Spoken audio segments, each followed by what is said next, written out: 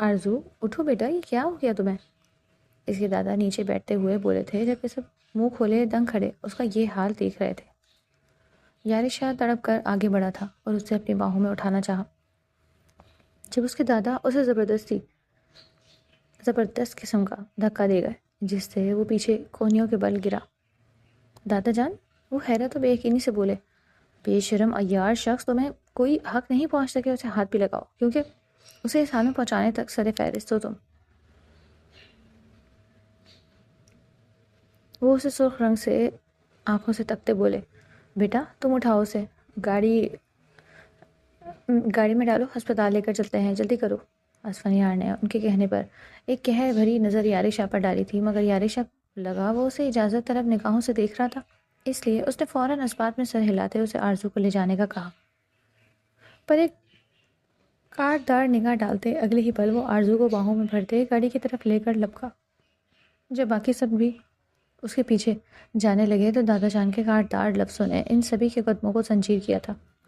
اگر کوئی بھی میرے پیچھے آیا تو یاد رکھیے کہ اسے اس جان جائیداد سے آگ کرنے میں ایک لمحہ نہیں لگاؤں گا میں۔ یہ کہتے وہ بھی گاڑی میں جا کر بیٹھے تو اسفن کی گاڑی ہوا سے باتیں کرنے لگی تھی۔ ہسپتال پہنچتے ہی اسے ایڈمٹ کر دیا گیا تھا۔ اسفن یار کا حال کسی ایسے بے بس پنچھی کی طرح تھا جو زمین زخمی ہونے کے باعث پھڑپھڑا تو رہا تھا مگر چیخ چلا نہیں سکتا۔ اسے یہ اندازہ تو تھا کہ آرزو مشکل میں ہوگی، مگر اس نے یہ تو مرتے دم تک نہیں سوچے گا کہ اس کی محبت اور اس کا عشق اسے موت کے منہ میں ملے گی۔ کیوں کیا آخر تم نے آرزو، کیوں؟ کیا میری محبت سے اعتبار اس حد تک اٹھ گیا تھا کہ تم نے مجھ پر یقین کرنا، مجھے اپنے راز سے واقف کرنا بھی ضروری نہ سمجھا؟ وہ لب کاٹتے سرخ بہتی آنکھوں سے اندر علاج ہوتے دیکھ رہا تھا، جبکہ دادا جان اپنے غم میں اسفن یار کی حالت پر غور بھی نہ کر پائے۔ ان کی بھی حالت بگڑنے لگی تھی جب اسفن ان کے قریب جاتے انہیں ہاتھ ہلا کر تسلی دینے لگا۔ کاہی کی تسلی میاں، اتنے سال لگا دیے اپنے نافرمان بیٹوں اور پوتیوں پر، مگر ان سب نے ہمیں کہیں منہ دکھانے کے قابل نہ چھوڑا، اور جو حق سچ کی راہ میں کھڑے ہوئے انہیں میں نے خود ہی حویلی بدل کر دیا۔ مجھ سے بدقسمت بھی کوئی ہوگا، بھلا کیسے سامنا کروں گا میں اپنی پوتی کا؟ وہ اپنی بوڑھی آنکھوں میں آنسو لیے بولے تھے جب اس نے ان کو اپنے ہاتھ سے اپنی طرف متوجہ کیا تھا اور ایک پیپر پین لا کر اس پر کچھ لفظ گھسیٹتے پیپر ان کی جانب بڑھایا۔ ابھی بھی وقت دیر نہیں ہوئی، جو آپ کا ہے وہ آپ کا ہی رہے گا، بس اس بار آپ کو حق میں آواز خود اٹھانی ہوگی، اپنی پوتی کی ڈھال خود بننا ہوگا، کیونکہ انسان چاہے کتنا ہی مضبوط کیوں نہ ہو، جب ٹوٹتا ہے تو اسے کسی اپنے کے سہارے کی ضرورت پڑتی ہے۔ اور جہاں تک مجھے یہاں رہ کر اندازہ ہوا ہے، فی الوقت آپ کا، ان کا آپ کے علاوہ اس حویلی میں کوئی نہیں۔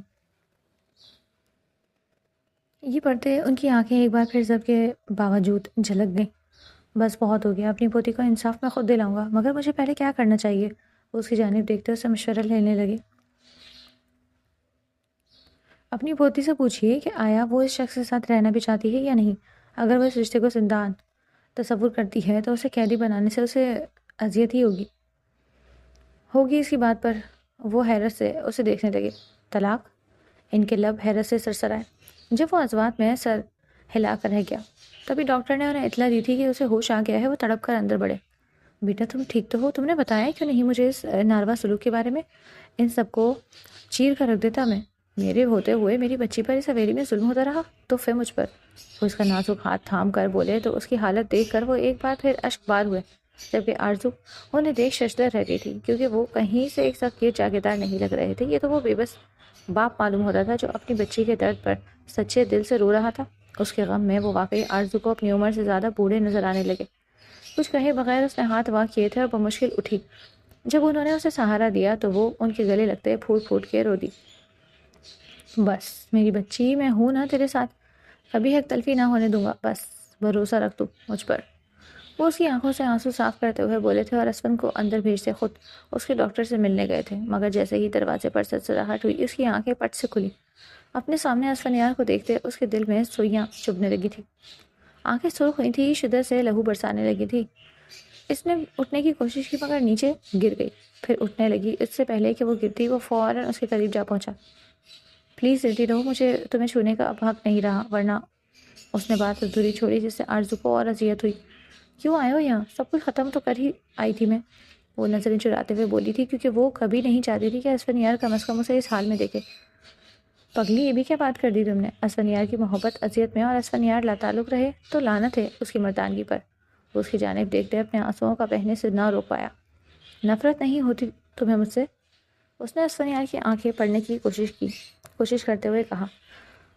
اور کیوں ہونے لگی مجھے اپنی سچی محبت سے نفرت؟ جواب دینا پسند کرو گی؟ وہ اسے تیکھی نظروں سے دیکھتے بولا۔ کیونکہ تمہارا انتظار نہیں کر پائی، خود کو کسی اور کے حوالے کر دیا۔ تمہیں تو میری شکل تک سے نفرت ہو جانی چاہیے۔ اس آگ میں تو میں کب سے سلگ رہی ہوں، تمہیں بھی سانس سلگنا نہیں چاہتی وہ اس کی جانب کربناک نگاہوں سے دیکھتے بولی تو اسفندیار کو اپنی بھولی محبت پر جان سے پیار آیا تھا۔ کیا میں نہیں جانتا تم نے نکاح کی حامی کیوں بھری ہوگی؟ کیونکہ تمہیں اپنی عزت بچانی تھی اور میری نظر میں بے وفائی نہیں۔ ہاں، اس بات کا گلہ ضرور ہے کہ تم نے مجھ پر اعتبار کے قابل نہیں سمجھا، مگر فکر مت کرو، میں آ گیا ہوں۔ نہ تمہیں اذیت دینے والوں کو جھلسا کر نہ رکھ دیا تو میں بھی اسفند نہیں۔ وہ اسے اور کئی سوالات کرنا چاہتی تھی مگر دادا جان اندر آ چکے تھے۔ تمہارے ڈسچارج کے پیپرز بن چکے ہیں، جانا چاہتی ہو یا کچھ دیر رہنا چاہتی ہو؟ وہ اس کو دیکھ کے بولے۔ گھر جانا چاہتی ہوں کیونکہ ابھی بہت سے لوگوں سے حساب بے باک کرنا ہے، اس نے صفاق لہجے میں کہا تھا۔ جب دادا جان نے بھی سب سمجھ کر سر ہلایا۔ جیسے ہی وہ آرزو کو لے کر لوٹے تو سب لاؤنج میں ہی برجمان تھے۔ انہیں آتے دیکھ سب کھڑے ہوئے۔ جب یاری شاہ تڑپ کر آرزو کے قریب آیا۔ تم ٹھیک تو ہو؟ زیادہ لگی تو نہیں؟ قسم لے لو آرزو، میں نہیں جانتا تھا کہ امی لوگ تمہارا یہ حال کریں گے، سچ۔ اس سے پہلے کہ وہ بات مکمل کرتا، آرزو نے رکھ کر یاری شاہ کے منہ پر تھپڑ رسید کیا تھا۔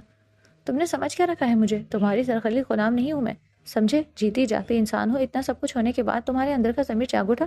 یاری شاہ واہ کیا کہنے، جب میں نے کہا تمہارا بھائی زانی ہے تو تمہیں آگ لگ گئی؟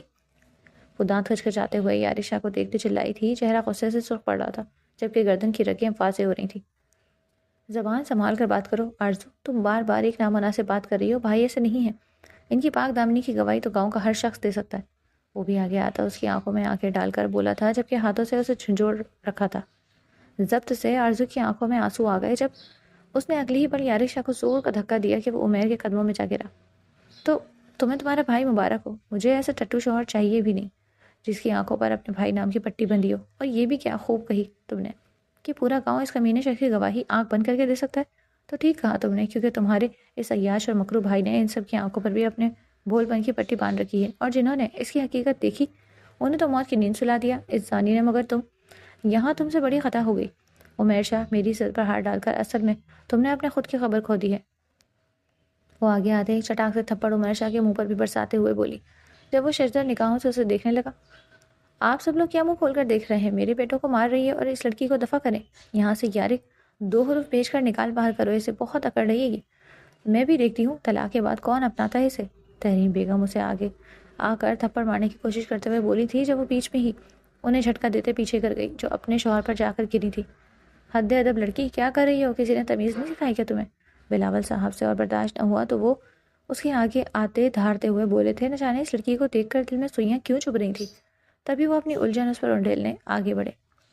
تمیز موئے فٹ، آپ لوگ سکھائیں گے مجھے تمیز جو اپنے ہی گھر میں زانی پال کے بیٹھے ہیں؟ وہ تمسخر سے بولی تو سب بڑوں کے منہ لال بھو ہوئے۔ آرزو زبان کو لگام دو ورنہ، یاری غصے کی شدت سے اس کا رخ اپنی طرف پلٹتے ہوئے بولا۔ ورنہ کیا؟ ہاں کیا کر لو گے؟ بولو میں بولو بھی کیا کر لو گے؟ وہ اس کے سینے پر دھکا دیتے ہوئے بولی تھی۔ میں تمہیں طلاق۔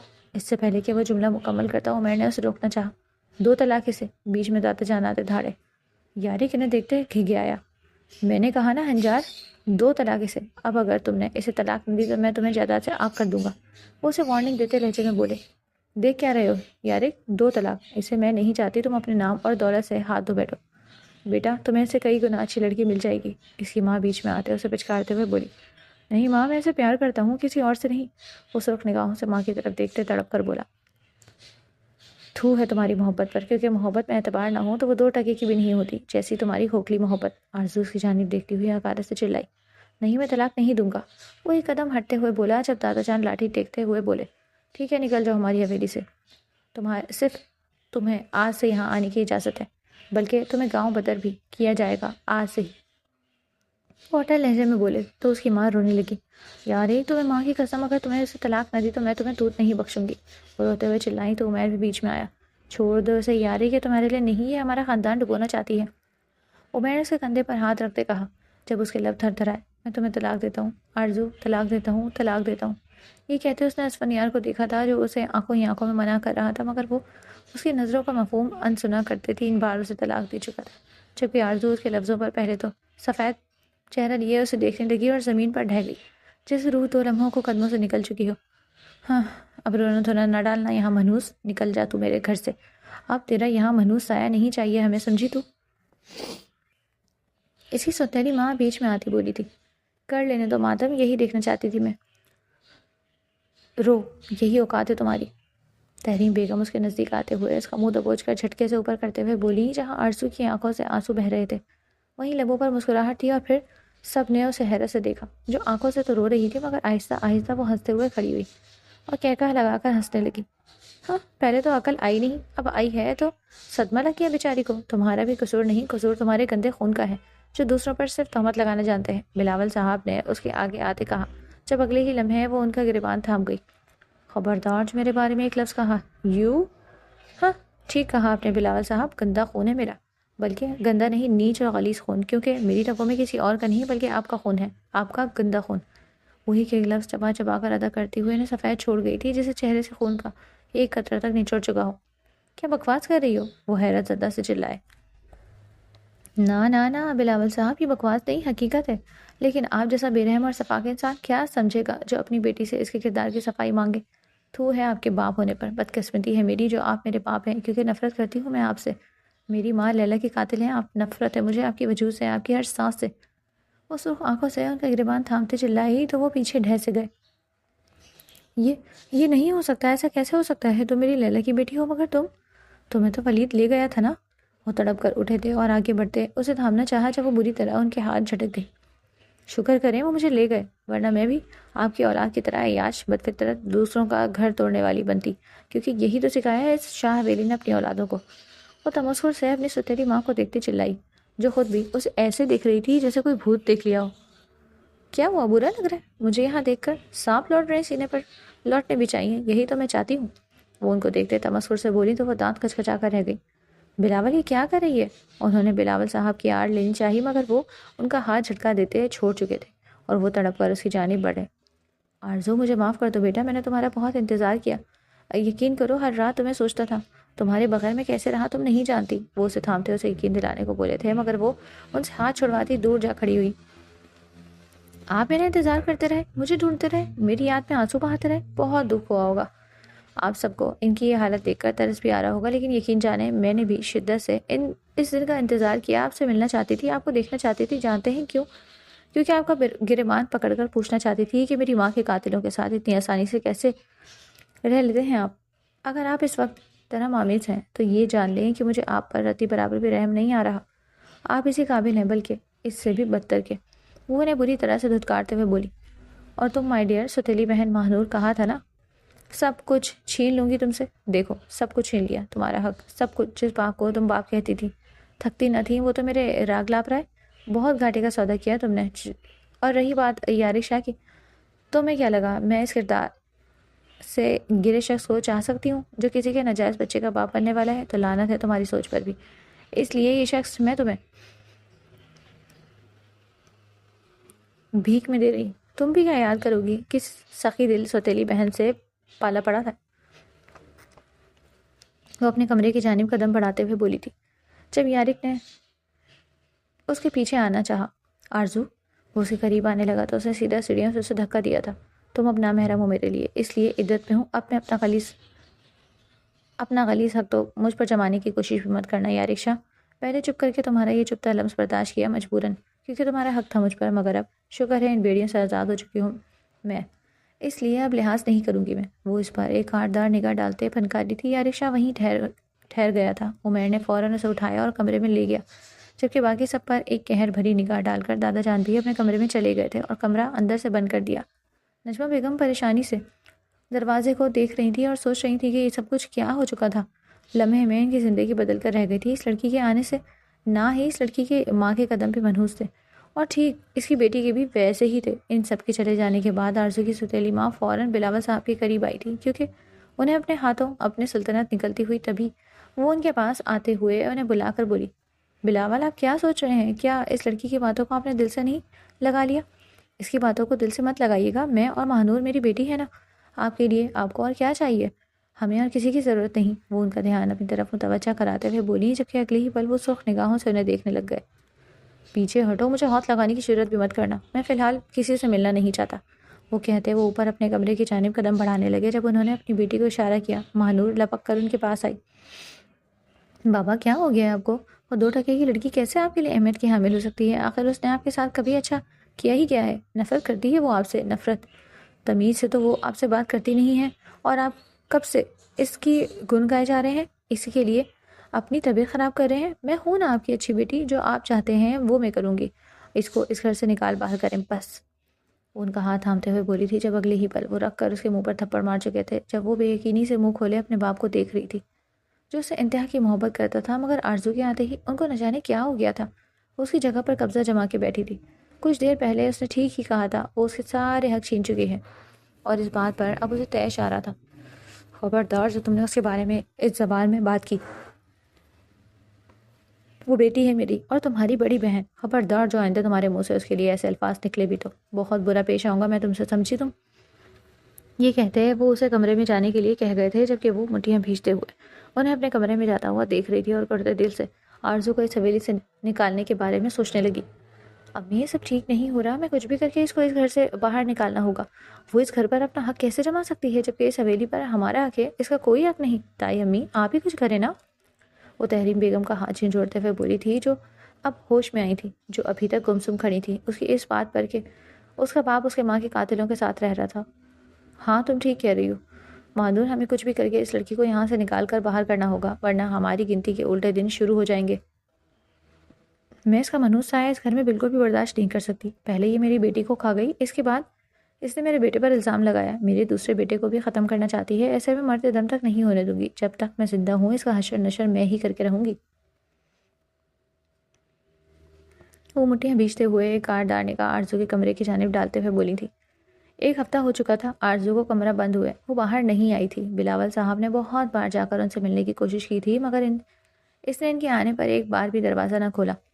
وہ صرف دادا جان سے ملا کرتی تھی، اور وہی اس کے پاس کمرے میں جایا کرتے تھے۔ باقی سب میں تو نہ ہمت تھی، نہ ہی کوئی جرات کر پاتا دادا جان کے کہے کے بعد۔ تائی جان آخر کیا کریں کہ وہ کمرے سے باہر آ جائے؟ وہ تو باہر ہی نہیں آتی، جب تک وہ کمرے سے باہر نہیں آئے گی ہم اس کا کھیل تمام کیسے کریں گے؟ کمرے میں ہم اسے کچھ نہیں کر سکتے، کیونکہ دادا جان کا پہرا چاروں طرف سے۔ اگر ہم نے اس کے ساتھ کچھ بھی کرنے کی کوشش کی کمرے میں، تو وہ جان جائیں گے کہ سب کچھ ہمارا کیا درا ہے۔ مانور پریشانی سے دانتوں تلے ناخن کترتے ہوئے بولی، جب ان کے چہرے پر تمسخرانہ مسکراہٹ چھا گئی۔ بہت کم دن رہ گئے اس کی عدت پوری ہونے میں بھی دیکھتی ہوں وہ باہر کیسے نہیں آتی۔ وہ چہرے پر عیار ہنسی لیے بولی تھی۔ آپ کیا کرنے کا سوچ رہی ہیں؟ وہ ان کی جانب دیکھتے ہوئے خوش ہوتے ہوئے بولی تھی، کیونکہ اس کا مقصد ایک جو تھا، ہم تو اسے ناپسند کرتے ہیں، مگر کوئی اور بھی ہے جو اس سے شدت سے نفرت کرتا ہے۔ اگر ولید کا ساتھ نہ ہوتا تو یہ کب تک بچی رہتی؟ یہ ناممکن تھا۔ اب وقت آ گیا ہے اس کو بلانے کا، اور وہ ان سب کی جانب دیکھتے ہوئے بولی، جبکہ اس کی سوتیلی ماں بھی مسکرائیں۔ آپ ٹھیک کہہ رہی ہیں بھابھی، انہیں بلانا ہی ہوگا۔ آپ سب لوگ کس کی بات کر رہے ہیں؟ مانو نہ سمجھی سے بولی تھی، جبکہ وہ لبوں پر ہوشیار مسکراہٹ لیے اسے دیکھنے لگی۔ ولید کی بیوی کی، تمہاری چچی کی، اور کس کی؟ کیونکہ وہی تو تھی جو اسے سخت ناپسند کرتی تھی، مگر ولید کی وجہ سے اسے مجبوراً اسے اپنانا پڑا، اور اپنے بیٹے کو بچانے کے لیے ہی تو اس نے آرزو کی قربانی دی تھی۔ کیا تم بھول گئی؟ وہی اس کا علاج کر سکتی ہے۔ وہ اس کی جانب دیکھتے ہوئے بولی، جب وہ بھی کھلکھلا کر ہنس دی۔ اب تو بہت مزہ آئے گا، جلدی سے انہیں بلائیے، پھر دیر کس بات کی؟ وہ اتاولی ہو رہی تھی اسے اس حویلی سے باہر نکالنے کے لیے۔ 3 ماہ بیت چکے تھے۔ یارشا کا حال ایسا تھا جو لفظوں میں بیان نہیں ہو سکتا تھا۔ وہ روز نشہ کر کے رات کو گھر آتا اور بے سود اپنے بیڈ پر پڑا رہتا اور آرزو کا نام ہی چلاتا رہتا، جبکہ یہ سب اب ان سب گھر والوں سے دیکھا نہیں جا رہا تھا۔ بلاول صاحب تو اسے دیکھ کر سلگتے تھے، ان کی نظروں میں وہ اسی کے قابل تھا جہاں پہلے وہ آرزو کو خطاوار سمجھتے تھے، اب ان کی ساری ہمدردی آرزو کی طرف ہو گئی تھی۔ جب سے انہیں معلوم ہوا کہ آرزو ان کا خون تھی، دل کرتا تھا یارشا کو تہس نہس کر کے رکھتے تھے۔ البتہ عمیر کا معاملہ فی الحال ٹھنڈا پڑ چکا تھا، کیونکہ آرزو جو منظر عام سے ہٹ گئی تھی، مگر یہ سب کتنی دیر تک تھا عمیر خود نہیں جانتا تھا۔ عمیر کو لگ رہا تھا کہ وہ بچ گیا ہے، جیسے وہ پہلے چل رہا تھا ابھی ویسے ہی چالے چل سکتا ہے، مگر یہ اس کی سب سے بڑی غلط فہمی تھی۔ اسفن یارشا کو بیڈ پر لیٹنے دیکھ تعصب سے اسے دیکھنے لگا، اور اندر آتے اس کے جوتے اتارتے اسے صحیح کر کے بیڈ پر لٹاتا۔ اور اس پر ایک درہم بھری نگاہ ڈالی۔ جب وہاں آنکھوں میں آنسو لیے اسفندیار کو دیکھنے لگا۔ تم بتاؤ کیا میں نے ٹھیک کیا ہے نا؟ وہ روز کی طرح ایک ہی سوال اسفندیار سے دہرا رہا تھا، جبکہ وہ خاموش آنکھیں لیے آج بھی اسے ہی دیکھ رہا تھا۔ مگر یارشا کے اب صبر کا پیمانہ لبریز ہو رہا تھا۔ وہ اٹھ کر بیٹھ چکا تھا اور اس کا ہاتھ جھنجھوڑ کے پوچھنے لگا، تم جواب کیوں نہیں دیتے مجھے؟ جواب دو، یہ آگ مجھے اندر ہی اندر جلا کر خاک کر دے گی۔ میرے دل میں انتہا کا درد ہے، کہیں میرا دل پھٹ نہ جائے۔ پلیز مجھے اس کا جواب چاہیے۔ مجھے بتاؤ کیا میں نے ٹھیک کیا یا غلط کیا؟ اگر تم میری جگہ ہوتے تو کیا کرتے؟ وہ اس کی جانب دیکھتے ہوئے بے بس نگاہوں سے بولا تھا، جب اسفندیار نے نہ جانے کیا سوچتے ایک صفحے پر لفظ گھسیٹتے ہوئے اس کے آگے کیا۔ میں اپنی محبت کو کبھی تکلیف نہ دیتا، اسے اپنے ہاتھوں سے دور جانے دیتا، کیونکہ میں اس کو اپنے ساتھ رکھ کر اس کی سانسیں نہیں گھونٹ سکتا تھا۔ وہ اس کی جانب دیکھتے ہوئے بولا تھا، جبکہ یارشا بے یقینی سے اسے دیکھنے لگا۔ تو کیا میں نے ٹھیک کیا؟ وہ اس کی جانب دیکھتے ہوئے ٹکر ٹکر بولا، جبکہ اسفندیار نفی میں سر ہلا کر رہ گیا۔ میں نے بھی تو اپنی محبت کو چھوڑ دیا نا، پھر میں نے کہاں غلطی کی؟ وہ اسے بچوں کی طرح بلک کر روتے ہوئے بولا، جبکہ اسفند گہرا سانس بھر کر رہ گیا۔ وہ پھر سے لفظ لکھتے اس کے آگے پیپر کیا۔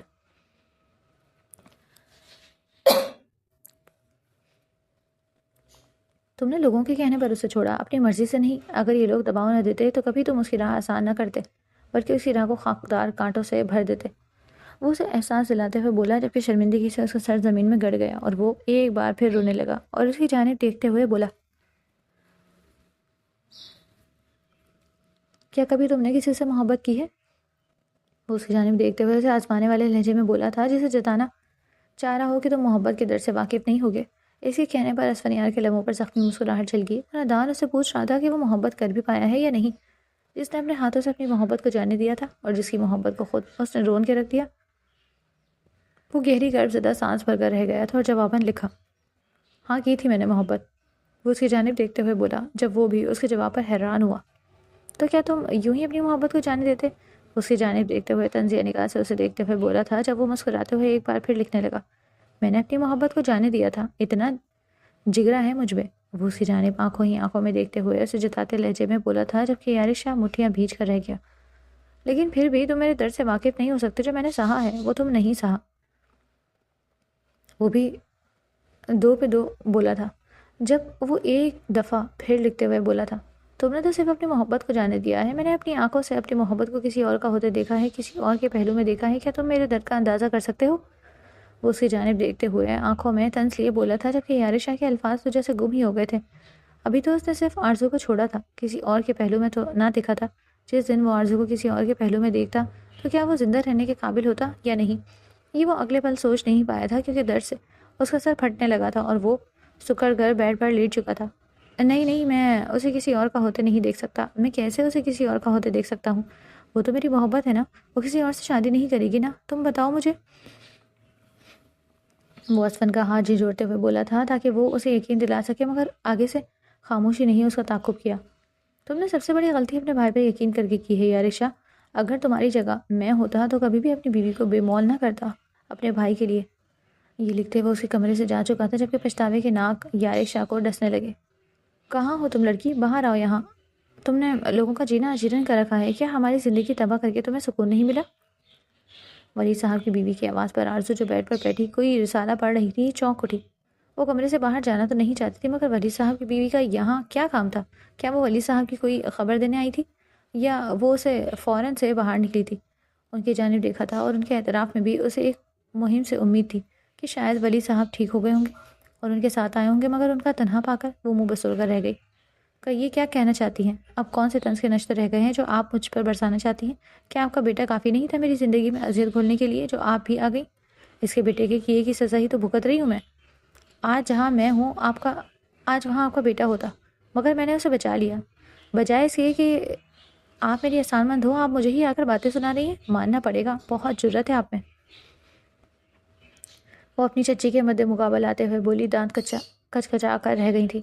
میں نے تمہیں پڑھایا لکھایا، اتنا بڑا کیا، تم پر اتنا پیسہ لگائے ہم نے اس دن کے لیے کہ تم آگے سے ہمیں جواب دیتی پھرو؟ وہ اس کی جانب دیکھتے ہوئے کاٹدار نگاہ ڈالتے ہوئے بولی تھی، جبکہ اس کی جرت پر وہ دانت کچا کر رہ گئی۔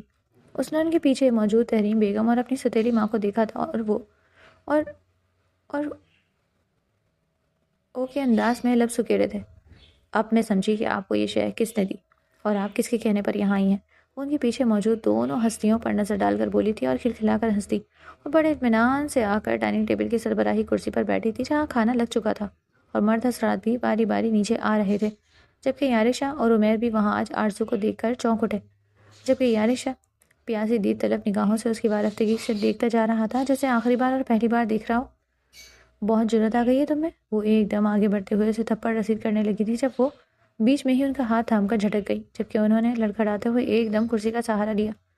ارے چاچی کیا کر رہی ہیں آپ؟ مت بھولیں کہ آپ میری چاچی ہیں، ماں نہیں جسے میں تھپڑ مارنے کا حق دوں گی، اور ویسے بھی اگر آپ کو یاد نہیں اور آپ بھول گئی ہوں تو ایک بار پھر یاد دلا دیتی ہوں، کیا آپ کے بیٹے کو، آپ کو اور چاچو کو داد دینی دادا جانی اس حویلی سے حویلی بدل کر چکے ہیں، پھر آپ میں اتنی جرت کیسے آ گئی کہ آپ ان کا کہا ڈالیں اور واپس دندناتی ہوئی آ جائے؟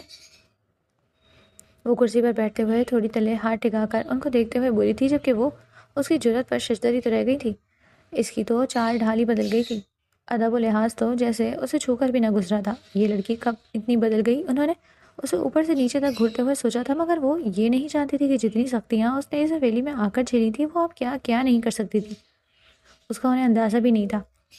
ہاں تو ہم دادا جان سے معافی مانگ لیں گے، اس میں کون سی بڑی بات ہے، ابو جان معاف کر دیں گے ہمیں۔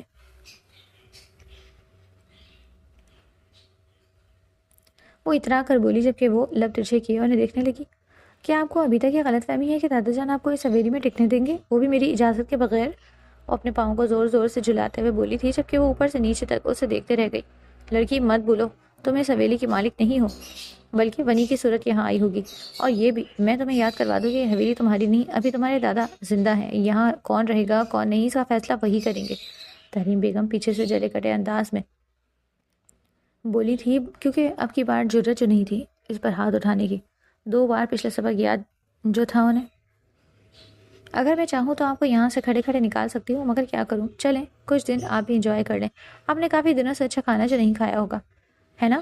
اچھے کپڑے پہنے ہوں گے، نہ ہی اچھے کپڑے پہنے ہوں گے، وہ بھی آپ کے ہونہار بیٹے کی بدولت، کیونکہ وہ تو سارے پیسے جوئے میں ہار چکا ہوگا، اس لیے اب آپ یہاں کچھ دن گزارنے آئی ہیں۔ کہیں آپ کے بیٹے نے جوئے میں گھر بھی تو نہیں ہار دیا اور آپ بے گھر ہو گئی ہوں؟ اگر ایسی بات ہے تو میں آپ کو سرونٹ کوارٹر میں کچھ دیر رہنے کی اجازت دے سکتی ہوں، جب تک آپ کے پاس رہنے کی جگہ نہیں ملتی، ٹھیک ہے نا؟ وہ ان کی جانب دیکھتے ہوئے انہیں چلا کر خاص طرح کرتی ہوئی مسکراہٹ سے تکتے بولی، جبکہ ان کا تن بدن آگ کے شعلوں میں لپٹے ہوئے تھا۔ تمہاری اتنی ضرورت لڑکی کہ تم مجھے سکھاؤ کہ مجھے کیا کرنا ہے کیا نہیں، تمہارے ٹکڑوں پر پلنے آؤں گی میں، یہ مت بھولو تم خود کسی کے ٹکڑوں پر پل رہی ہو۔ وہ ایک دم ناگن کی طرف پھنکاری تھی، جب وہ ایک دم کھلکھلا کر ہنس دی۔ ارے اس بات کا بھی اندازہ آپ کو بہت جلد ہو جائے گا، انہیں تعصب بھری نظروں سے دیکھتے ہوئے بولی۔ لگتا ہے لڑکی تم بھی بھول گئی ہو کہ اس حویلی کا اصل مالک کون ہے، عمیر اگر آتا ہوا اس کی مد مقابل کھڑا ہوتے ہوئے بولا، جب وہ اسے اوپر سے نیچے تک تحسین آمیز نگاہوں سے دیکھنے لگی، جس پر وہ خون کی گھونٹ بھر کر رہ گیا۔ آئیے آپ کا انتظار تھا، ویسے ہو کون تم؟ مجھے یاد کروانے والے کہ میں اس حویلی میں کوئی بھی فیصلہ لینے کی مجاز نہیں، وہ جیسے تاک کر اس پر وار کرتے ہوئے بولی تھی، جبکہ وہ تاک کچکچا کر رہ گیا۔ میں اس گاؤں کا سردار ہوں، چاہوں تو ابھی کھڑے کھڑے تمہیں نکال سکتا ہوں، کون روکے گا مجھے؟ وہ بھی جیسے تمسخر اڑاتی نظروں سے اس کی جانب دیکھتے ہوئے بولا تھا، جبکہ وہ اسے لبوں پر طنزیہ مسکراہٹ لیے دیکھنے لگی۔ واہ واہ واہ، کیا کہنے آپ کے عمیر صاحب، اب ایک زانی مجھے اس حویلی سے نکالے گا؟ وہ کھلکھلاتے ہوئے کھڑی ہوئی تھی اور ہاتھ جھاڑے۔ دادا جان کیا آپ نے انہیں بتایا نہیں ابھی تک؟ سیڑھیوں سے اترتے ہوئے دادا جان کو دیکھتے ہوئے وہ پرشوق نگاہوں سے اس کی جانب تکتے ہوئے بولی، جبکہ وہ آرام سے نیچے آتے ہوئے اسے باہوں کے گھیرے میں لے کر کھڑے ہوئے تھے۔ ہاں ابھی تک تو نہیں بتایا، تم کہتی ہو تو ابھی بتا دیتے ہیں، بولو بتا دیں ان سب کو۔ وہ اس کی جانب دیکھتے ہوئے اسے پیار بھری نگاہوں سے تکتے ہوئے بولے تھے، جبکہ وہ سر خم کر کے رہ گئی۔ تو سب سن لیں، آج سے اس حویلی کی مالکن کوئی اور نہیں بلکہ آرزو شاہ ہے، میری پوتی۔ میں اپنی پوتی پوری جائیداد آرزو کے نام کر چکا ہوں۔ یہ کہتے وہ سبھی لوگوں کو سجدہ چھوڑ گئے تھے جو منہ کھولے ان کا فیصلہ دیکھ رہے تھے۔ ابو جان کیا کہہ رہے ہیں؟ شمشاد صاحب بھی آگے آتے ہوئے انہیں جھنجھوڑ کر بولے تھے، انہیں یہ فیصلہ کسی طور منظور نہیں تھا کہ ان کے بیٹوں کی حق تلفی ہو، حق میں کچھ بھی نہ آئے، جبکہ بلاول صاحب بھی انہیں دیکھ کر رہ گئے۔ ابا جان یہ تو سب کے ساتھ ناانصافی ہے، وہ جیسے ہی آگے آتے بولنے لگے، مگر آرزو کی نظروں نے انہیں کہیں دیکھنے کے قابل چھوڑا ہی کہاں تھا جو وہ آگے کوئی بھی بات کر پاتے۔ ارے آپ بولتے رہیے، چپ کیوں ہو گئے؟ کیا آپ کو میرا خیال آ گیا؟ میرا خیال کرنے کی کوئی بھی ضرورت نہیں، آپ اپنے بیٹے اور بیٹیوں کے حق مانگ سکتے ہیں، سیدھا سیدھا کہیے کہ آپ کو جائیداد چاہیے، کیا پتا میں اپنی رحم کھاتے اس کو کچھ دینے پر رضامند ہو جاؤں۔ ان کی جانب دیکھتے ہوئے اترا کر بولی تھی، جبکہ وہ لب بھیج کر رہ گئے۔ وہ اپنی اس بیٹی کے آگے کچھ بولنے کا بھی حق نہیں رکھتے تھے، کیونکہ انہوں نے اسے ساری زندگی دیا ہی کیا تھا جو اب وہ اسے لیتے۔ اس لیے وہ شرم سے زمین میں گڑ کر رہ گئے۔ نہیں نہیں ابو جان، آپ ایسا نہیں کہہ سکتے، میرے بیٹوں کو کیا ہوگا؟ ان کے لیے آپ نے کچھ بھی نہیں چھوڑا، اور عمیر تو سردار ہے، لوگ کیا کہیں گے، تھو تھو کریں گے اس پر کہ اسے حویلی میں ہی حصہ نہیں ملا۔ آپ ایسا کیسے کر سکتے ہیں؟ تحریم بیگم آگے آتے ہوئے روتے ہوئے لہجے میں بولی تھی، جبکہ دادا جان غضبناک نگاہوں سے اسے دیکھنے لگے تھے۔ کیا تم یہ بھول گئی ہو بہو کہ تمہارا بیٹا ثانی ہے؟ اس کی حویلی میں کوئی جگہ نہیں۔ ابھی تو تم نے اپنے بیٹے کی سزا سنی ہی نہیں، نہ صرف وہ حویلی بدر ہوگا بلکہ یہاں گاؤں سے بھی بدر ہوگا۔ اس کی سزا یہ ہے کہ یہ ہمیشہ حوالات کے پیچھے رہے، اس کو موت نصیب نہیں ہوئی۔ اس کے لیے تم شکر گزار رہو، لیکن اگر تم لوگوں کو پتہ چل گیا کہ یہ کتنے لوگوں کا ثانی ہے، تو اس نے کتنی لڑکیوں کو موت کی گھاٹ اتارا ہے، تو یقین جانو یہ کبھی بھی تمہیں زندہ نظر نہیں آئے گا۔ تم اس کی شکل دیکھنے کو ترس جاؤ گی، کیا تم یہی چاہتی ہو؟ وہ کاٹ دار لہجے میں بولے تھے، جبکہ وہ حیرت سے سفید پڑتے ہوئے نفی میں سر ہلانے لگی۔ یہ جھوٹ ہے ابو جان، اس پر الزام لگایا گیا ہے، آپ کو اس پوتی نے یہ نفرت جو کرتی ہے اس سے دیکھ نہیں سکتی۔ میرے بچوں کو آگے آتے ہوئے وہ جیسے ان کو یقین دلانے کو بولی تھی، مگر بہت دیر ہو گئی تھی۔ دادا جان، آپ میرے ساتھ ایسا کیسے کر سکتے ہیں؟ عمیر نے بے چینی سے چلایا۔ وہ غضبناک نگاہوں سے آرزو کی طرف دیکھتے اس کی جانب پڑا، جب بیچ میں ہی دادا جان نے اسے تھپڑ مارتے اسے زمین پر گرایا۔ خبردار جو میری بیٹی کی طرف پڑھنے کی کوشش بھی کی تو ٹانگوں سے محروم کر دوں گا تمہیں۔ انہوں نے دو آدمیوں کو اشارہ کیا تھا جو فوراً عمیر کو گھسیٹتے ہوئے زندان کی طرف لے گئے، جہاں حویلی میں بیسمنٹ تھا، جہاں مجرم کو سزا دی جاتی تھی، اسے وہاں رسیوں سے باندھا جائے اور 100 کوڑے لگائے جائیں۔ وہ حکم دیتے ہوئے بولے تھے، جبکہ حویلی کے ملازمین بھی منہ پر ہاتھ رکھے ہوئے ان کے انصاف کو دیکھ رہے تھے۔ یقیناً وہ اسی سزا کا مستحق تھا، یا پھر اس سے بھی بری، مگر تحریم بیگم کی چیخوں نے حویلی کی در و دیوار کو دہلا کر رکھ دیا تھا۔ کچھ تو رحم کریں، نجمہ بیگم کی آواز پر وہ دھاڑے۔ ان سب کو بگاڑنے میں تمہارا ہی تو کمال ہے، تمہاری سزا ہے۔ تم اب اپنے کمرے سے قدم بھی باہر نہیں نکالو گے، ورنہ تمہیں پکا پکا تمہارے مائکے روانہ کر دوں گا۔ نجمہ بی بی، لے جاؤ انہیں۔ ملازمائیں انہیں بھی گھسیٹ کر لے جا چکی تھیں۔ وہ یہ درد برداشت نہیں کر پائی تھی کہ کیسے ان کے شوہر نے ان سے تمام حقوق چھین لیے تھے۔ آج ان کا غرور پوری طرح ٹوٹا تھا۔ ابھی وہ سب وہیں کھڑے تھے جب علی صاحب حویلی میں داخل ہوئے تھے۔ آرزو کی نگاہ جیسی ان کی جانب گئی، وہ خوشی سے چیخے ان کی جانب بڑھی تھی۔ بابا! وہ ان کی جانب جاتے ہی ان کے سینے سے لگ گئی تھی اور خوشی کے آنسو بہانے لگی۔ آپ ٹھیک ہو گئے؟ آپ کہاں تھے اتنی دیر سے؟ وہ ان کی جانب دیکھتے ہوئے بےتاب نگاہوں سے بولی تھی اور انہیں اوپر سے نیچے تک چھو کر دیکھا کہ وہ بالکل ٹھیک ہیں بھی یا نہیں۔ اس نے شکر گزار نظروں سے اسفندیار کی جانب دیکھا تھا، جو سر خم کر کے رہ گیا تھا۔ کہاں جاتا میں اپنی بیٹی کو چھوڑ کر؟ مگر تم نے بھی میرے ساتھ بہت غلط کیا آرزو، مجھے بتائے بغیر یہاں آ گئی اور میرے بیٹے کے کیے کی سزا بھگتتی۔ اگر مجھے وہ بتاتا نہ تو میں ہمیشہ اسے سچ سے انجان رہتا۔ آخرکار مجھے معلوم ہو ہی گیا، میں تم سے شرمندہ ہوں۔ وہ اس کے ہاتھ جوڑتے ہوئے بولے، جب وہ سر نفی میں ہلا کر رہ گئی۔ آپ کیسے میرے آگے ہاتھ جوڑ سکتے ہیں یا مجھ سے معافی مانگ سکتے ہیں بابا جان؟ آپ ہی میری جان ہیں، آپ پر میں اپنی جان بھی نچھاور کر سکتی ہوں۔ جو میں نے فیصلہ کیا وہ آپ کے لیے ہی کیا تھا، کیونکہ مجھے آپ کی زندگی سے زیادہ کچھ اور عزیز نہیں، کیونکہ آپ میرے بابا ہیں۔ وہ ان کے گلے لگتے ہوئے بولی تھی، جبکہ بلاول صاحب آنکھوں میں مرچیں بھرے اس منظر کو دیکھ رہے تھے۔ جہاں ان کی بیٹی کو انہیں باپ کہنا چاہیے تھا، وہیں ان کی بیٹی کسی اور شخص سے سینے سے لگی اسے باپ پکار رہی تھی۔ اس ذلت سے بڑھ کر اور بڑی ذلت اور کیا ہو سکتی تھی، وہ سمجھ نہ سکے۔ دل میں بے ساختہ درد اٹھا تھا کہ وہ ایک دم پیچھے کو ڈھہ گئے۔ انہیں فوری طور پر ہاسپٹل لے جایا گیا تھا، جبکہ ڈاکٹرز کے مطابق انہیں فالج کا اٹیک ہوا تھا۔ باقی سبھی حیرت بھری نظروں سے یہ منظر دیکھ رہے تھے۔ آخرکار ان کو ان کی کیے کی سزا مل ہی گئی۔ آرزو نے انہیں دیکھتے ہوئے سوچا، وہ ہل جل نہیں سکتے تھے، صرف باتیں سن سکتے تھے۔ ان کے لیے پرسنل میٹ کا انتظام کر دیا گیا تھا۔ وقت آہستہ آہستہ گزرنے لگا تھا۔ یہ اس سے 1 ماہ بعد کی بات ہے، جب ولی صاحب نے اپنے ابو سے پوچھا تھا، ابو جان آپ نے آرزو کی شادی کے متعلق کیا سوچا؟ وہ ان کی جانب دیکھتے ہوئے بولے تھے، جب وہ مسکرا کر آرزو کو دیکھنے لگے۔ ارے بیٹا، میں نے لڑکا پسند کر لیا ہے، بس اسی ہفتے نکاح کرا دیتے ہیں اس کا۔ وہ آرزو کی جانب دیکھتے ہوئے شریر مسکراہٹ سے بولے، جبکہ وہ منہ کھولے ان دونوں کو دیکھنے لگی۔ آپ میرے ساتھ ایسا کیسے کر سکتے ہیں؟ ابھی تو میں نے آپ دونوں کے ساتھ رہنا شروع کیا ہے اور آپ کا پیار بٹورنا شروع کیا ہے، اور آپ لوگ مجھے یہاں سے چلتا کرنا چاہتے ہیں؟ ایسا کبھی ممکن نہیں ہوگا۔ وہ منہ بناتے ہوئے بولی، بیٹا کیا تمہیں ہم پر بھروسہ نہیں؟ ایک بار تو ہم پر بھروسہ کر کے دیکھو۔ وہ اس کی جانب دیکھتے ہوئے بولے، جبکہ وہ لبوں کو سیے سر خم کر گئی۔ وہ ان دو محبت سے بھرپور شخص کے آگے کیا کر جواب دیتی۔ آہستہ آہستہ ان کے نکاح کا دن قریب آنے لگا تھا۔ شادی کی تیاریاں زور پکڑ رہی تھیں۔ پوری حویلی کے ساتھ ساتھ پورے گاؤں کے لوگوں کو بلایا گیا تھا اس کے نکاح پر، جو بے صبری سے اس نکاح کا انتظار کر رہے تھے۔ وہ سب بھی دیکھنا چاہتے تھے کہ شاہ حویلی کی لڑکی کی شادی آخر کیسے ہوتی ہے، جو پہلے بنی بن کر آئی تھی اور اب اس حویلی کی سردانی کہلاتی تھی۔ نکاح کے وقت جیسے ہی اسے اسٹیج پر لایا گیا تو دلہے کو دیکھتے ہوئے وہ حیرت سے دنگ رہ گئی، کیونکہ وہاں کوئی اور نہیں بلکہ اسفندیار کھڑا تھا، جبکہ یہ سب دیکھ کر اس کی آنکھیں خوشی سے نم ہوئیں۔ اور اس نے ولی صاحب کی جانب دیکھا جو سر خم کر کے رہ گئے اور اس کی جانب آتے ہوئے بولے تھے، تمہیں کیا لگا تھا کہ میں جان نہیں پاؤں گا کہ میری بیٹی تم کس سے محبت کرتی ہو، کس سے نہیں؟ وہ اسے چھیڑتے ہوئے بولے جب وہ مسکرا کر رہ گئی۔ تھوڑی ہی دیر میں نکاح کا دور شروع ہوا۔ دونوں نے قبول کہتے آخرکار اپنی محبت کو پا ہی لیا، جبکہ آنسو بار بار اس کے چہرے پر چھلک رہے تھے جب اسفندیار نے استحقاق سے بڑھتے ہوئے اس کے آنسو اپنے ہاتھوں سے چنے۔ قسم ہے مجھے ان آنکھوں میں، اب میں کبھی آنسو نہیں آنے دوں گا۔ وہ اس کی تھوڑی اٹھاتے ہوئے اس کے ماتھے پر لب رکھتے ہوئے بولا تھا تو ہر طرف تالیوں کا شور گونج اٹھا۔ ایسے نہیں ہو سکتا آرزو، مجھے چھوڑ کر تم اسے شادی کیسے کر سکتی ہو؟ وہ اس کی جانب آتے ہوئے بولا تھا۔ یقین نہیں آیا تھا وہ شخص جس کو وہ خود اپنے ہاتھوں اس حویلی میں لایا تھا وہ اس کی بیوی کا اگلا شوہر بھی بن بیٹھا تھا۔ یہ بات سب سے زیادہ دل چیر دینے والی تھی۔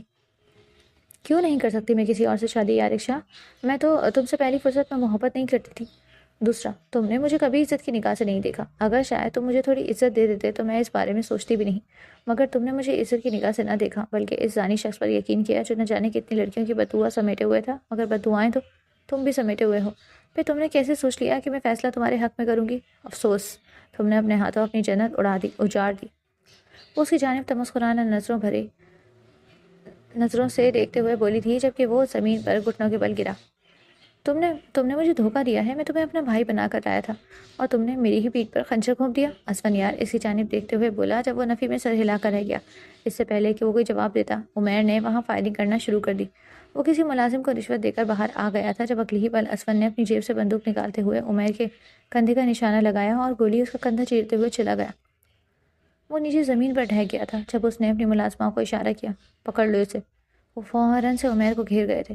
تمہیں کیا لگا تمہیں اتنی آسانی سے جانے دیں گے ہم؟ اسفندیار آگے آتے ہوئے بولا تھا جبکہ یارق شاہ بے یقینی سے اسے بولتا ہوا دیکھ رہا تھا۔ تم بول سکتے ہو، وہ حیرت کی جاتی سے چلایا جب وہ مسکرا کر اس کی جانب پلٹا۔ یارق شاہ، میں نے تمہیں کئی موقع دیے، میں تم سے تمہاری محبت واقعی چھیننا نہیں چاہتا تھا۔ اگر تمہاری محبت میں ذرا بھی صدق ہوتی تو میں پیچھے ہٹ جاتا، مگر تم نے میری محبت کو تکلیف پہنچائی ہے، پھر میں کیسے فیصلہ تمہارے حق میں کر دیتا؟ یہ کہتا ہوا اٹھا تھا اور جا کر عمیر پر پے در پہ مکوں کی برسات کری۔ چھوڑو مجھے، میں نے کہا چھوڑو مجھے، وہ ہذیانی انداز میں چلا رہا تھا مگر اسفندیار نے اس کی ایک نہ سنی اور اسے دھنک کر چھوڑا۔ اب یہ سب آپ لوگوں پر ہے کہ آپ کو کیسے ٹریٹ کرتے ہیں۔ یہ آپ کا مجرم ہے، آپ کی بیٹیوں اور بہنوں کا قاتل ہے، یہی ہے وہ زانی شخص جسے سارے ڈھونڈ رہے ہیں۔ اور اسفندیار نے اسے گاؤں کے لوگوں کے حوالے کرتے ہوئے کہا تھا جو کہ قہر بھری نگاہوں سے اسے دیکھ رہے تھے۔ اور پھر کیا تھا؟ انہوں نے اسے مارنا شروع کیا۔ مارتے مارتے کب وہ اس کی جان لے بیٹھے انہیں اندازہ نہ ہوا، جبکہ تحریم بیگم چیختی چلاتی رہ گئی تھی، روتے ہوئے اپنا سر پیٹنے لگی تھی۔ یہ کیا کیا تم لوگوں نے؟ میرے بیٹے کی جان لے لی، میں تم لوگوں کو کبھی معاف نہیں کروں گی۔ ان کے کہنے پر آرزو اپنا لہنگا سنبھالتی ہوئی آگے آئی تھی۔ آپ کو کیوں لگا کہ آپ نے جو بویا ہے آپ کو اس کی سزا نہیں ملے گی؟ آپ کو اس کی سزا بھگتنی پڑے گی۔ یہ تو آپ کے بیٹے کی سزا تھی، مگر آپ کی سزا تو ابھی شروع ہوئی ہے، اس نے سرخ مسکراتے لبوں سے کہا جب وہ اس پر چھپٹی تھی۔ کیا کرنا چاہتی ہو اب بتاؤ؟ میری زندگی اجاڑ کر ابھی بھی کچھ باقی ہے؟ وہ اس کی جانب دیکھتے ہوئے بولی تھی۔ ہاں بالکل باقی ہے، اس نے پولیس کو اندر آنے کا اشارہ کیا جو ایک دم اسے حراست میں لے گئی تھی، نہ صرف اسے بلکہ اس کی سوتیلی ماں کو بھی اور چاچی کو بھی۔ وہ چیخ رہی تھی، چلا رہی تھی، مگر آرزو کو ان پر بالکل بھی رحم نہیں آ رہا تھا۔ ہم نے کیا کیا ہے؟ وہ غصے سے چلائیں جب آرزو نے سارے ثبوت پولیس کے حوالے کیے تھے۔ آپ کو کیا لگا میں اس حویلی میں کیا کر رہی ہوں اتنی دیر سے؟ کیا میں آپ لوگوں کے ساتھ رہنا پسند کرتی؟ بالکل بھی نہیں، لیکن مجھے اپنی ماں کی موت کے خلاف ثبوت اکٹھا کرنے تھے، اس لیے تو میں اس حویلی میں رکی تھی۔ وہ ان کی جانب ایک خاردار نگاہ ڈالتے ہوئے بولی تھی اور پولیس والوں کا اشارہ کیا تھا ثبوت دیتے ہوئے ان کو ایسے سزا دیں کہ ان کی زندگی عبرت کا نشان بن جائے لوگوں کے لیے۔ لوگ قتل کرنے سے پہلے 100 دفعہ سوچے کہ وہ کیا کر رہے ہیں اور اس کی سزا کتنی مہنگی ہو سکتی ہے۔ ان کی بات پر وہ سر خم کرتے ہوئے پولیس اہلکار کی عورتیں انہیں مارتے ہوئے گھسیٹتے ہوئے لے جانے لگی تھیں، جبکہ وہ چیختی ہوئی روتے ہوئے درد سے چلا رہی تھی کیونکہ سب کے سامنے ان کی عزت کا جنازہ نکالا جا رہا تھا۔ سب کے سامنے انہیں جوتیاں پڑ رہی تھیں، مار پڑ رہی تھی، اور وہ سب اسی لائق تھیں۔ آرزو مسکراتی آنکھوں سے انصاف ہوتا دیکھ رہی تھی۔ باقی سب تو ٹھیک ہے، مگر رحمان کا کیا؟ اس نے مڑتے ہوئے اسفندیار سے پوچھا جو کندھے اچکا کر رہ گیا تھا۔ ان سے پہلے کہ اس کی ٹکٹ کٹ چکی تھی وہ لون شارکس کے ہاتھوں اپنی جان گوا بیٹھا تھا۔ اس کی بات سنتے دو پل کو ساکت رہ گئی تھی اور پھر سر جھٹکا اور ولی صاحب کی جانب گئی۔ بابا کیا آپ کو دکھ ہے؟ وہ ان کی جانب دیکھتے ہوئے لب کاٹتے ہوئے بولی تھی جب نم آنکھوں سے نفی میں سر ہلا گئے۔ دکھ ہے تو صرف اس بات کا کہ میں اپنی اولاد کی اچھی پرورش نہیں کر پایا تھا۔ البتہ اس کی ماں اسی سب کی حقدار تھی۔ یہ کہتے وہ اس کا سر تھبک گئے اور اس طرح یہ فنکشن اختتام کو پہنچا تھا۔ نہ صرف باقی سب کو ان کی کیے کی سزا مل گئی تھی، مہنور بھی اپنی ماں کے جانے کے غم میں پاگل ہو گئی تھی، اور یارشا پر بھی کیس دائر کرتے نہ صرف 5 سال کی قید ہوئی تھی بلکہ اس کا نکاح بھی اس لڑکی سے کروا دیا گیا تھا جو اس کے بچے کی ماں بننے والی تھی۔ سب کچھ تمام کرنے کے بعد اب بھی اسفن نے کمرے میں آتے کمرہ لاک کیا۔ سب کچھ تمام کرنے کے بعد اب آرزو اسفن یار کے سیج سجائے اپنے کمرے میں بیٹھی تھی۔ جسے ہی اسفن نے کمرے میں آتے کمرہ لاک کیا تو وہ اپنے پاؤں سمیٹ گئی۔ چشمے بد دور، آج تو لگ رہا ہے چاند زمین پر اتر آیا ہے، وہ اس کی جانب دیکھتے ہوئے بولا تھا جب وہ ہونٹوں پر شرمیلی مسکراہٹ سجائے اسے دیکھنے لگی۔ تم چاہ رہے ہو کہ میں شرماؤں تو یہ تمہاری غلط فہمی ہے، وہ اسے دیکھ کر اترا کر بولی تھی جب وہ اس کی تھوڑی اٹھا کر اس کا نخرہ دیکھنے لگا جو اس پر جچتا بھی تھا۔ جب عمیر نے گولی چلائی تو میرے سامنے کیوں آئے تھے تم؟ جانتے ہو تمہاری جان بھی جا سکتی، اگر تمہیں کچھ ہو جاتا تو؟ اس کی بے چینی پر وہ زیر لب مسکرا کر رہ گیا۔ تمہارے لیے تو میں اپنی جان بھی آسانی سے گنوا سکتا ہوں، پھر بھی تمہیں شک ہے میری محبت پر؟ وہ اسے چاہتی ہوئی نظروں سے دیکھتے بولا جب وہ نفی میں سر ہلاتے ہوئے مسکرا کر اس کے سینے سے لگ گئی۔ شک؟ وہ بھی تمہاری محبت پر؟ کبھی تھا ہی نہیں، میں تو بس خود کو آزمانا چاہتی تھی۔ مجھے لگا تھا کہ جس دن تم سے محبت کا اظہار کیا تو میں کھو دوں گی، مگر مجھے کیا معلوم تھا بغیر اظہار کرنے کی بھی میں تم سے الگ ہو جاؤں گی۔ یقین جانو یہ درد بہت جان لیوا تھا، مگر اللہ کا شکر ہے کہ انہوں نے مجھے تم سے پھر ملا دیا، وہ نم آنکھوں سے مسکراتے ہوئے بولی جب وہ اس کے آنسو اپنے لبوں سے چن گیا۔ آہستہ آہستہ وہ اسے جولری سے آزاد کر گیا۔ جیسے ہی وہ اس پر جھکنے لگا وہ اسے ہٹاتی اٹھی۔ 1 منٹ میں آئی، یہ کہتے ہوئے چھپاک سے واش روم میں بند ہوئی، جبکہ وہ گہرا سانس بھر کر رہ گیا۔ واش روم سے پانی گرنے کی آواز سن کر وہ بیڈ پر بیٹھا اس کا انتظار کرنے لگا۔ اسفن آنکھیں بند کر کے وہی بیڈ پر اس کا انتظار کرنے لگا۔ تھوڑی دیر کے بعد واش روم کے دروازے کی کھلنے اور بند ہونے کی آواز سنائی دی۔ اسفن اٹھ کر بیٹھا اسے دیکھنے لگا۔ آرزو واش روم کے پاس نظریں جھکائے کھڑی تھی۔ اس کے کپڑوں کو دیکھ کر وہ بے ساختہ مسکرایا۔ گھٹنوں تک آتی شارٹ میکسی پہنے وہ اس کی چودہ طبق روشن کر گئی۔ وہ خاموشی سے جلتا ہوا اس کے قریب آیا، اس کا جھکا ہوا چہرہ اپنے ہاتھوں میں بھر کر اس نے اوپر اٹھایا۔ میری سویٹ ہارٹ، نور کی باتیں لگتا ہے اب تک تمہارے ذہن میں ہے، وہ جذبات سے بھرپور لہجے میں بولا۔ تو اسے کس نے کہا تھا تمہیں پرپوز کرے؟ شکر کرو وہ گنجی کبوتری تب مجھ سے بچ گئی تھی۔ اس کی باتوں کا مطلب سمجھے؟ آرزو نے نظریں اٹھا کر اس کی جانب وارن کرتے کہا تو اسفن کا کہا پورے کمرے میں گونج اٹھا۔ اسے ہنستا دیکھ آرزو اسے خود سے دور کیے واپس جانے ہی والی تھی کہ اسفن نے اس کا ہاتھ تھام کر اسے اپنے قریب کھینچ لیا۔ اتنی محبت سے میرے لیے تیار ہوئی ہو تو مجھ سے دانتوں وصول کر لو۔ وہ اس کے چہرے پر جھکتے ہوئے اس کے ہوش ربا سراپے کو اپنی باہوں میں بھرے بیڈ پر لے آیا۔ آرزو، تم جانتی ہو کہ تم کتنی خوبصورت ہو؟ تمہیں اپنی خوبصورتی ظاہر کرنے کے لیے ان چھوٹے کپڑوں کی ضرورت نہیں ہے۔ تم سادگی میں بھی مجھے چاروں جانے چت کرنے کی صلاحیت رکھتی ہو کیونکہ تم اسفن یار کا عشق ہو۔ وہ اس کے چہرے پر جھکے اس کے ہونٹوں کو اپنے ہونٹوں کی دسترس میں لے گیا، جبکہ آرزو اس کے لمس کو محسوس کیے اس کی باہوں میں پگھلنے لگی تھی۔ اسفن اسے بیڈ پہ لٹائے، اپنی شرٹ اتارے، اس کے چہرے کو اپنے دونوں ہاتھوں میں تھامے اس کے لبوں پر جھکے انہیں اپنی دسترس میں لے گیا۔ جیسے جیسے رات گزر رہی تھی اسفن کی شدتیں کم ہونے کے بجائے مزید بڑھ رہی تھیں۔ آرزو اس کی شدتوں کو برداشت کیے سکون سے اپنی آنکھیں بند کر گئی۔ بے شک ایک خوشگوار زندگی ان کی منتظر تھی۔ کہانی کیسی لگی کامنٹس میں لازمی بتائیں۔ اسی خوشی میں چینل بھی سبسکرائب کر دیں۔ ہو سکتا ہے جب تک یہ ایپیسوڈ آپ تک پہنچے سبسکرائبرز مکمل ہو چکے ہوں 1000، لیکن اگر نہ بھی ہوئے ہوں تو آپ لوگ ہیں نا، پلیز 1000 سبسکرائبرز مکمل ہونے کے بعد بھی اور نہ بھی ہوئے تو آپ لوگ کر دیجیے گا، اور ہو بھی چکے تو پلیز مزید سبسکرائب کیجیے ہمارے چینل کو، اور مزید ہمیں یہ بھی کامنٹ میں ضرور بتائیں کہ آپ کو مزید کس طرح کی اسٹوریز چاہیے۔ شکریہ۔